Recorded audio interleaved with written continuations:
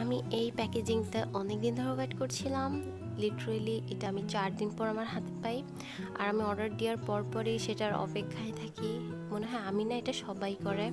তারপর আমি এই প্যাকেজটা খোলার জন্য লিটারেলি মারামারি করতেছিলাম, যেটা খুলে যা খুলে যা, কিন্তু খুলতেছিলই না।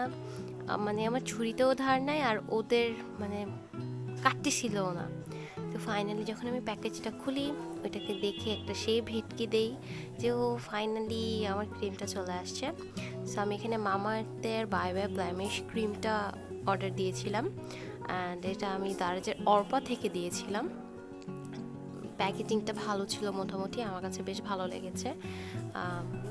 আপনারা চাইলে ওখান থেকে অর্ডার দিতে পারেন। অ্যান্ড ক্রিমের টেক্সচারটাও খুব ভালো, স্মেলটাও মোটামুটি ভালো, আমার কাছে ভালোই লেগেছে। বাট আমার বোনের কাছে একটু কড়া লেগেছে। তো বেসিক্যালি আমি একটু কড়া স্মেল টাইপের ক্রিম ওগুলো একটু ইউজ করেছি, তার কারণে আমার কাছে তেমন একটা খারাপ লাগে না।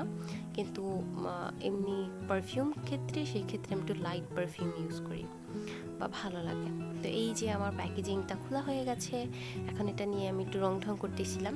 তারপর আমি ইনগ্রিডিয়েন্টসগুলো দেখলাম সব ন্যাচারাল ইনগ্রিডিয়েন্টসগুলো আছে, সাথে কিছু টিপস দিয়ে আছে যে 8 গ্লাস পানি খেতে সারাদিনে, ব্লা ব্লা আরও অনেক কিছু। তো এগুলা দেখে আমার প্যাকেজিং খুলতে খুলতে বাসা মেহমান চলে আসি। এনিওয়ে, এখন আমি আমার যে মামাআর্থের ক্রিমটা সেটাকে একটু দেখব।